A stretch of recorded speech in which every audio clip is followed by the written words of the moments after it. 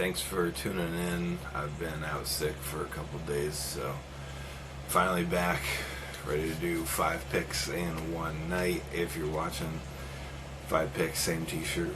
Let's do this thing to make up for last time. This is going to be self-titled debut album, released in 1994 on Immortal and Epic Records. This is a debut album from KoYan.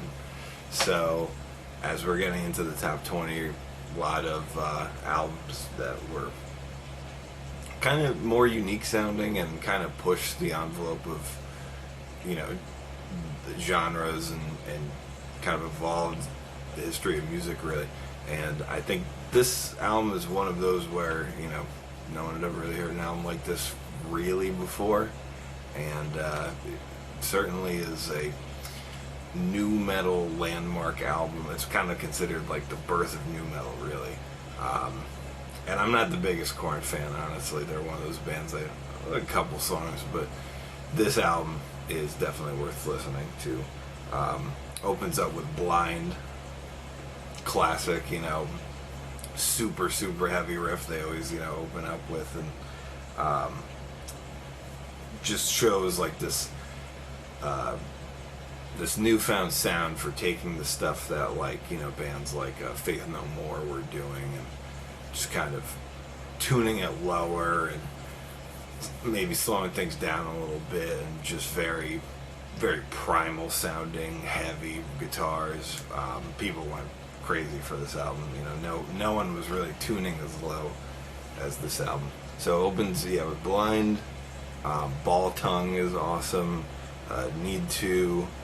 Clown is crazy, like that like swirly guitar sound that they get with the, I don't know if it's flanger or phaser, what they're using, but probably flanger.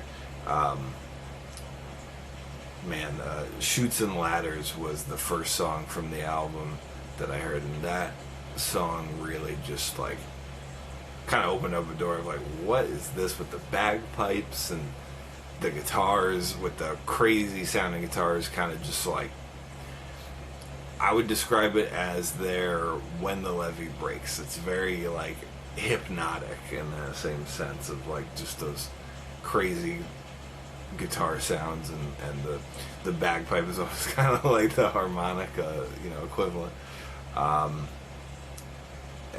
Predictable is a great riff. Fake is cool. Lies, I forgot how great that song is. That might be my favorite song on the album. Such a crushing riff with that kind of metal vocal that you don't really hear Jonathan Davis do very often, but it sounds great on that song. And closing track, Daddy, is definitely a very controversial song for, you know, the way I guess Jonathan Davis talks about something that happened, I think, to like a family member of his, if not himself, when he was younger, some domestic abuse, and hearing him like sobbing in the recording studio with Ross Robinson like coming in to check on him, like, what's going on. Crazy way to end the album.